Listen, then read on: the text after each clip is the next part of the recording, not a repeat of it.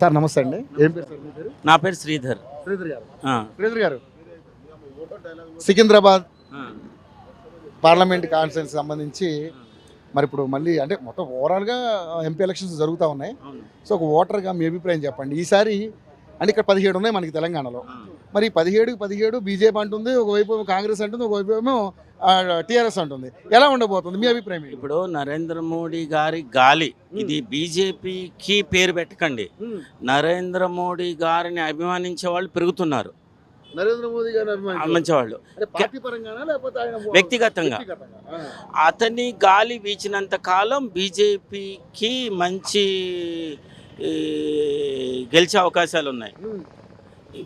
BJP వ్యక్తులు నుంచున్న వాళ్ళు దాన్ని అనుసరించే వాళ్ళని ఎవరు పరిశీలించట్లేదు.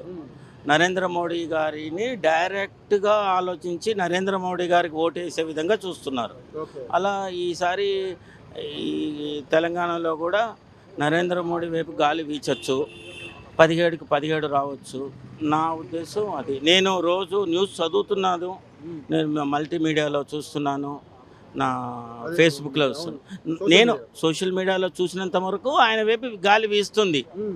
ఇది ఎంతకాలం అనేది ఎంత అనేది ఇక ప్రజలే నిర్ణయిస్తారు. మోడీ గారు గాలి అంటున్నారు కదా, ఎందుకు అంత గాలి ఎలా వచ్చిందంటారు? అంటే ఆయన ఒక సోషల్ వర్కర్గా వచ్చాడు, ఒక పొలిటీషియన్గా రాలేదు. సోషల్ వర్కర్ని మనం ఎప్పుడు రోడ్ సైడ్లో బీద పరిస్థితుల్లో చూస్తాం కానీ అధికారంలో చూడం. అధికారంలో చూసేసరికి అందరు తన్మయత్వం అయ్యారు. చాలామంది పొలిటికల్గా ఆయన్ని చూడకపోయినా ఒక సోషల్ వర్కర్గా చూస్తున్నారు. అది బీజేపీకి కలిసి వచ్చిన ఆయన వచ్చాక చాలా కార్యక్రమాలు కూడా చేయడం జరిగింది. అన్నీ ఇప్పుడు అన్నీ ఏదైనా సరే ఆ న్యూస్లో చూస్తున్నాము, ఆ న్యూస్నే మేము అనుసరిస్తున్నాము. అలా ఆయనకు పవనాలు వీస్తున్నాయి. తెలంగాణ కాంగ్రెస్ కూడా భారత్ జోడో న్యాయ యాత్ర ద్వారా కూడా వాళ్ళు కూడా తిరుగుతున్నారు కదా. వాళ్ళు కొందరు వ్యక్తుల్ని కలుపుకున్నారు.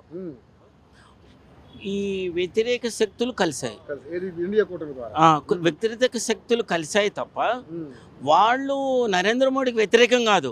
వాళ్ళ అస్తిత్వం నిలుపుకోవడానికి ప్రయత్నం చేస్తున్నారు. వాళ్ళు వ్యక్తిగతంగా నరేంద్ర మోడీని వ్యతిరేకించరు.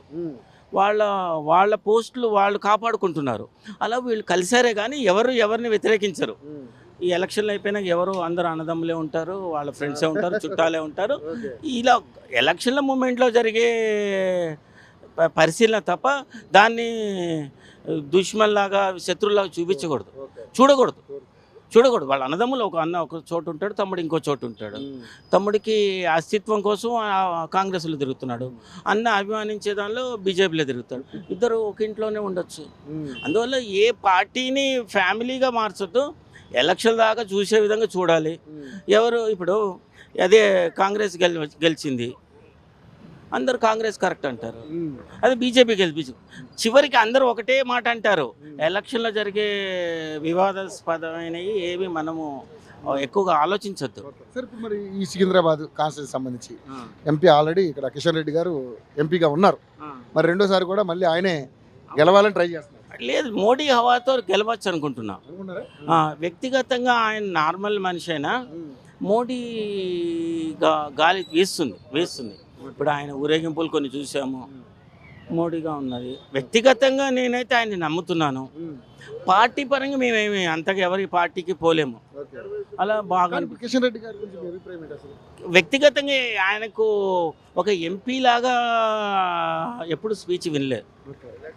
పార్టీ పరంగా పనిచేశాడు కానీ ఎంపీగా లాగా ఎప్పుడు ఆయన గట్టిగా ఏది సోషల్ మీడియాలో ఆయన నాలెడ్జ్ పరంగా ఎప్పుడు వినలేదు. వాళ్ళు వస్తారా మీకు మీ ఏరియాలో ఊరేగింపులో కనబడటమే. నేను అంతగా వ్యక్తిగతంగా ఏం పరిశీలించలేదు. మా ఉద్యోగాలు మేము చూసుకుంటున్నాం. ఖాయం. ఎవరు మెజారిటీగా నేనేం చెప్పలేను. నాకు ఎనాలిసిస్ తెలీదు. ఇంతకుముందు ఎలా గెలిచాడు, ఎవరు ఎన్ని ఓటుతో గెలుస్తారు ఎప్పుడు నేను పరిశీలించలేదు. గెలిపైతే ఖాయం. మోడీ హవా.